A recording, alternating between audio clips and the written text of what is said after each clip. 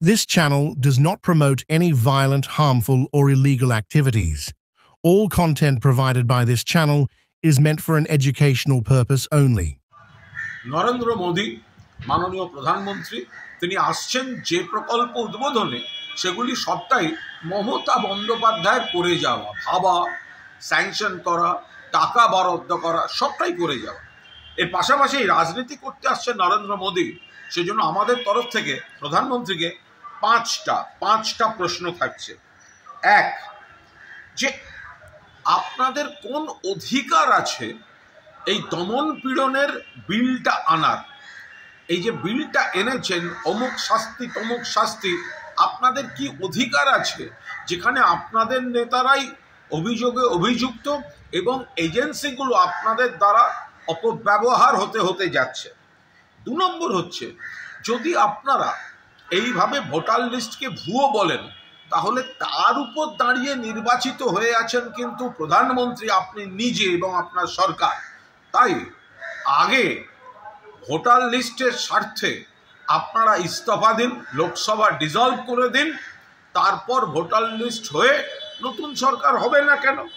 3 নম্বর প্রশ্ন, আপনারা কি দিল্লি যা বলছে, আপনাদের নেতারা যা বলছে, দিল্লি পুলিশ যা বলছে, বাংলাদেশি মানে তারাই হচ্ছে বাংলা ল্যাঙ্গুয়েজ, বাংলা ল্যাঙ্গুয়েজ মানে বাংলাদেশি ল্যাঙ্গুয়েজ, বাংলা ভাষাকে এত বড় অপমান আপনারা সাপোর্ট করেন? আপনারা মনে করেন যে বাংলা ভাষা মানে বাংলাদেশি ভাষা?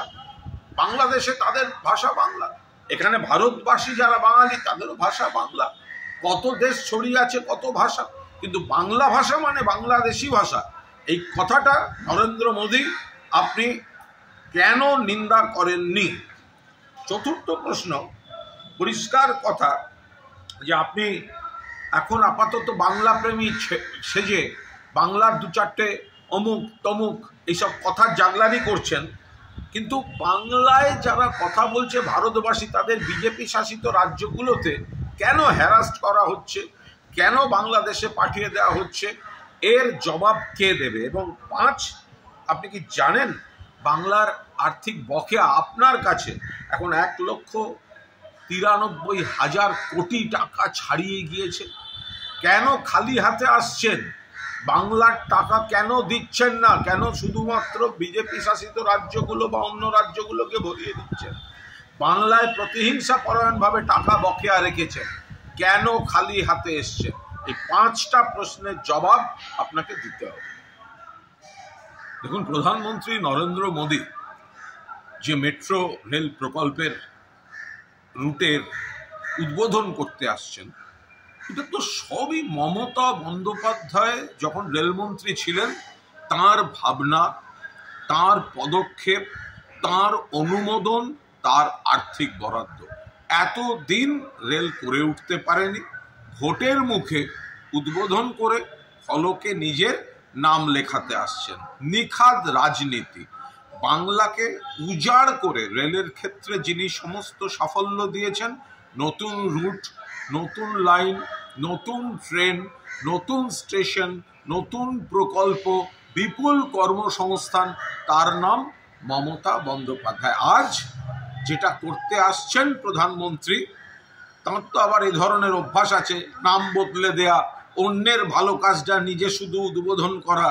তো এই ধরনের মমতা বন্দ্যোপাধ্যায় রেলমন্ত্রী থাকাকালীন প্রচুর কাজ করে গিয়েছিলেন, যেগুলো এখন নরেন্দ্র মোদী ফিতে কাটতে এসেছেন। ফলে এর আসল ছবিটা কি বাংলার মানুষ জানেন।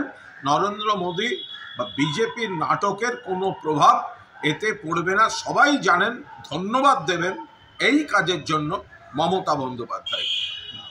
সুপ্রিম কোর্ট থেকে এখনো পর্যন্ত যা খবর পাওয়া গেছে, তাতে এই ওবিসি সংরক্ষণ নিয়ে জয়েন্ট এন্ট্রান্স এবং মেডিকেল এন্ট্রান্স এ বিষয়ে হাইকোর্টের রায় স্থগিতাদেশ দিলেন মহামান্য সুপ্রিম কোর্ট এবং তার প্রধান বিচারপতির বেঞ্চ।